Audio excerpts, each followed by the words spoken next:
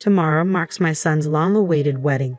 I found myself immersed in nostalgia in a hotel room with my daughter, reminiscing about precious moments with my son. Tears welled up in my eyes.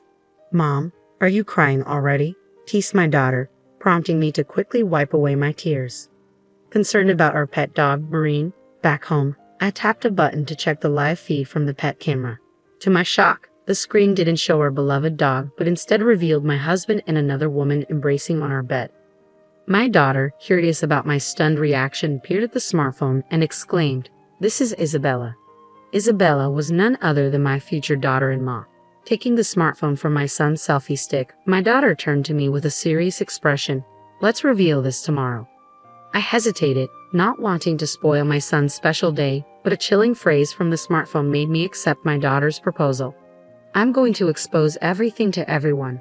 My name is Olivia. I'm a 51-year-old housewife, living an ordinary life. For the past decade, I've worked part-time as a cashier, earning respect as the longest-serving employee. My husband Jacob recently turned 60 and works in an office. We met at work, where he trained me. His dependable nature drew me in, and after marriage, he became increasingly patriarchal, avoiding household chores due to work demands. We have 2 children, Noah, a reserved yet now assertive young man, and Emma, soon to graduate and start her career. Noah has been dating Isabella since high school, and she's practically family. Despite our initial joy at Noah's impending marriage, Isabella's behavior grew erratic. Suspicion gnawed at me, and one afternoon, returning from work, I found Jacob and Isabella oddly together in our living room, her hair still damp. "What's going on? Jacob, why aren't you at work?" I demanded, unsettled by their uneasy silence. "I apologized for intruding while you were out, even using the shower and borrowing some of Noah's clothes. I'm sorry for the inconvenience, especially since Jacob should be at work," Isabella said timidly. "It's all right, Isabella. Don't worry. We're going to be family soon, so there's no need to be so formal," I reassured her. She brightened up immediately and hugged me warmly.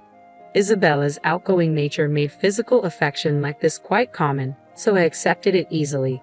"Isabella is really sweet. I wish she'd hug me too," I thought to myself, prompting her to retort playfully, seeming somewhat pleased by the interaction. Despite any misgivings, I assured myself nothing untoward could happen. Isabella soon left, mentioning she was going home. However, she began visiting our house more frequently when Noah wasn't around. "Hey Jacob, Isabella has been coming over quite often lately, hasn't she?" I asked one evening. "Well, Noah's always working late. She must get lonely. Isn't she adorable, like a real daughter?" Jacob replied casually. "That does make sense when you put it that way. But every time she's here, she ends up sitting next to you, chatting away," I observed, feeling uneasy about their closeness. I wasn't the only one concerned. Emma, our daughter, had also mentioned it several times. "Isabella, aren't you getting a bit too cozy with Dad? Are you trying to steal him away?" Emma teased lightly. "That's not what I mean," Emma protested, her voice rising in frustration. Isabella giggled and clung to Jacob in a playful, childish manner that he indulged.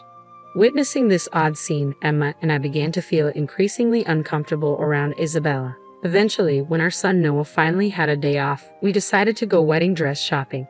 I had initially thought it would just be Noah and me going to choose a wedding dress with Isabella, but she insisted we all come along to help her decide. My husband, delighted by her request, readily agreed. Thus, Jacob and I joined Noah and Isabella on the dress shopping expedition. In the fitting room, Isabella tried on dress after dress, asking for our opinions each time. Emerging from behind the curtain, our future daughter-in-law looked stunning. Her tall, slender frame complemented the dresses perfectly, drawing admiration from all of us, especially Noah, who was completely smitten. He was so overcome with emotion that tears streamed down his face, creating a warm and joyful atmosphere that even the sales associate couldn't help but join in. However, the mood was abruptly interrupted by a certain action from my husband. "She really is beautiful, especially that waistline. It's perfect," Jacob remarked, stepping closer to Isabella and gently touching her waist. "Dad, what are you doing?" Noah exclaimed, visibly surprised, and I shared his bewilderment. Isabella, though, burst into laughter. "Jacob, you're so naughty," she teased playfully. "Oh, really? My apologies then," Jacob chuckled, seemingly unfazed by the awkwardness he caused. Isabella laughed along with him, but I couldn't shake off my discomfort with her response, nor could Noah, who frowned deeply. When Isabella returned to the fitting room for another dress, and Jacob excused himself to the restroom, Noah took the opportunity to share his concerns with me. "Mom, I've been so busy lately, but Isabella's been hard to reach. We used to text all the time, but now it's like she's avoiding me. I have a bad feeling about this. What do you think?" As I tried to address my son's evident concerns, I replied, "I think it's okay, isn't it? After all, Isabella comes over to our house every day." "Every day?" Noah seemed taken aback. "I didn't realize. She comes for dinner every day and gets along so well with Dad. They even drink together." Realizing the weight of Noah's words, I fell into deep thought. I wanted to discuss his worries further, but Isabella emerged from the fitting room, interrupting our conversation. From then on, she continued to frequent our home, often occupying the spot next to my husband. Initially, she would avoid being around when Noah was present, but recently, she sat close to Jacob regardless of our son's presence. Emma, our daughter, frequently expressed dissatisfaction with this situation. However, every time she voiced her concerns, my husband would become defensive, which only made matters worse. 3 days before the wedding, our son and Isabella surprised us with a hotel stay voucher. The room was located above the banquet hall where the reception would take place, offering us a luxurious stay on the wedding day. Originally intended for 2 people, Emma was supposed to stay home. But due to an unexpected business trip for my husband the day before, Emma and I ended up going together. The hotel was exquisite, and our room was wonderfully appointed. Emma and I delighted in the luxury and hospitality, and after a satisfying meal, we collapsed onto the bed, anticipating our son's wedding the next day. In the hotel room with Emma, memories of my son flooded my emotions, bringing tears to my eyes. "Mom, are you crying already?" teased Emma, prompting me to quickly wipe away my tears. Concerned about our pet dog, Marine, left at home, I checked the live feed from the pet camera. To my shock, it wasn't our dog on the screen, but my husband embracing a woman on our marital bed. Petrified, I stared at the smartphone, and Emma, intrigued by my reaction, glanced over and exclaimed, "It's Isabella." Emma snapped the smartphone from my hands, her expression serious. "We should show this tomorrow." Though I knew revealing this would mar what should have been a joyful occasion, a certain phrase from the smartphone compelled me to agree with Emma's suggestion. The next morning, the newlyweds visited our room. Our son appeared somewhat tired, likely from working late the previous day, while his wife seemed cheerful. "Oh, my father-in-law isn't here yet? I hope he's not too tired," Isabella remarked casually. Under normal circumstances, it would have been innocuous, but after witnessing yesterday's revelation, the implied meaning made me feel queasy. "Oh, Olivia, are you feeling unwell? I'm worried. Please don't collapse during the reception," Isabella continued cheerfully, unaware of Emma's glaring stare as she supported me. Suppressing my discomfort, I managed a smile. "I'm fine, dear Isabella. Shouldn't you start getting ready soon?" "All right then, I'll go get him ready," Isabella said, pulling our son along as they left. After they departed, Emma and I headed to meet the wedding coordinator. "Congratulations on the marriage," the coordinator greeted us. "Thank you," I replied, trying to maintain composure amidst the swirling emotions. I made a last-minute request, which was quite unusual, to the wedding coordinator. I wanted to play a video with music during the wedding vows. Surprisingly, the coordinator readily agreed. When asked if he could preview the content beforehand, I explained that I wanted it to be a surprise for everyone until the last moment. Respectfully, he agreed not to review it beforehand. I felt a pang of guilt for springing this on the hard-working coordinator at the last minute, but I also saw it as a perfect opportunity for justice. Just in time, my husband arrived at the hotel after meeting with the bride's parents. The wedding ceremony began smoothly, with our son looking solemn contrasted against the radiant bride. As the priest announced the time for vows, just as my son's wife was about to respond, the venue filled with the sounds of a man and a woman flirting. "Oh, stop. You know you can't touch me there." "Oh, really? But I know you love it, don't you?" The voice echoed through the venue, shocking the guests as a video began playing on the wall. My son's wife quickly realized what was happening and urgently gestured to the staff to stop the video, which showed my husband with Isabella. However, my daughter and I stood up and exclaimed loudly, "Wait, isn't that our dad?" "Oh my, it is. And the woman with him is Isabella." The guests buzzed with shock and confusion. My husband, pale and petrified, tried to pull me down to sit, but I shrugged him off, continuing to talk loudly with my daughter. "Wait, they're both naked. And isn't that our parents' bedroom?" You're right. I've never seen your father-in-law and daughter-in-law so close on a bed. Both my husband and my son's wife turned pale at our comments. The panicked staff tried to stop the video, but the guests prevented them, and it continued to play loudly without interruption. Then a bombshell dropped in the video. Actually, I'm pregnant. I was planning to announce it at the wedding tomorrow, but I think it might be your child.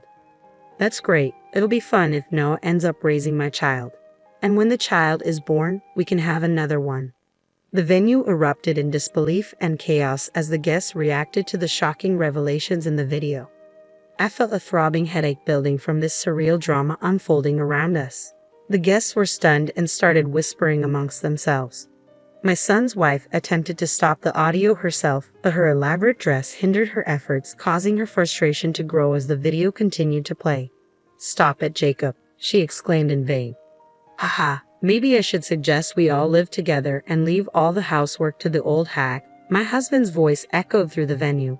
"That old hag he's referring to is me." "How rude," I commented to my daughter, who sympathized before adding, "Yeah, Mom, I feel sorry for you, but wow, those two are really going at it, aren't they?" The guests chuckled at my daughter's blunt observation, while both my husband and my son's wife blushed deeply. As the video finally ended, a heavy silence fell over the room. The first to break it was my son's wife, her typically beautiful face contorted in anger, breathing heavily. My husband stood up defensively, trying to explain, "It's not what it seems. You're misunderstanding." Ignoring his excuses, I turned to my daughter and remarked, "That old hag he mentioned. That's me, can you believe it?" Before I could contain my amusement, loud laughter erupted from the front of the room. It was my son. All eyes turned to him as he laughed uncontrollably, seemingly losing his composure. After a hearty laugh, his expression suddenly turned serious. "I knew about Dad's affair with Isabella. I was genuinely surprised by this surprise from you, Mom, and everyone else," he admitted. "But Dad's excuse," he continued, barely able to contain his laughter. "I can't help but laugh at it." "Wait, what do you mean you knew?" his wife exclaimed, clutching onto him in disbelief. Brushing her aside, my son retrieved an envelope from his pocket and tossed its contents towards the guests. What is this?" I asked aloud, looking at the papers that my husband's wars revealed, images of him and my son's wife entering a hotel and in our bedroom. My son then turned towards the priest and addressed the guests, his voice now serious and composed. "Thank you all for attending our divorce ceremony today," he announced calmly. "The reception following this will be a dining event. Please enjoy your meal." "Wait, Noah, what do you mean by divorce ceremony?" His wife panicked, shouting at him. Unfazed, my son called over a staff member, who handed him the microphone to address the stunned guests. "It was about 6 months ago when I first discovered my father's affair with Isabella. I had returned home early that day feeling unwell. As I entered, voices echoed from my usually empty room. Fearing a burglar, I cautiously peeked inside, only to freeze in disbelief. There, playing on a screen, was footage of my own father and my girlfriend entangled intimately on my bed. "Stop it," I managed to utter, stunned by the betrayal unfolding before me. Ignoring my feeble protest, my father grinned broadly, confronting his wife with a folder he retrieved from the cabinet. "Here, we'll settle the details later. But for now, sign the divorce papers," he insisted coldly, as his wife pleaded tearfully. "I don't want a divorce. I'm sorry, I love only you," she pleaded desperately. Despite her pleas, he remained stoic, pushing the pen towards her. The tense exchange continued until Isabella's father burst into the room, his face contorted with fury. "Isabella, sign those papers now," he bellowed, enraged by the betrayal. Shocked into silence, we learned that Isabella's mother had also been involved in an affair which had been uncovered by Noah, leading to this tumultuous divorce ceremony. Amidst the chaos, Isabella and her mother were disowned, with claims for alimony swiftly initiated. After the legalities were addressed, my father, crestfallen, faced the final blow from our daughter. "Dad, you're despicable. I can't believe you had an affair with my brother's wife. Don't ever show your face to us again." My husband, crushed by our daughter's rejection, looked up at us dazedly before we left the venue. Following Noah and Isabella's successful divorce, they secured a substantial amount of alimony. Isabella's father pledged to cover the costs, even as Isabella and her mother worked tirelessly to repay their share. In a further twist, a DNA test revealed my husband as the father of Isabella's child, shifting the burden of child support to him. Despite his financial struggles, my husband's deceit at work led to his dismissal, leaving him alone in a small apartment, juggling multiple part-time jobs. We eventually sold our home and relocated near our son, finding solace in a new apartment where laughter fills our days. Recently, our daughter introduced her college sweetheart, a kind and supportive man who has brought her joy amidst the recent turmoil. We look forward to the happiness ahead, grateful for the laughter that now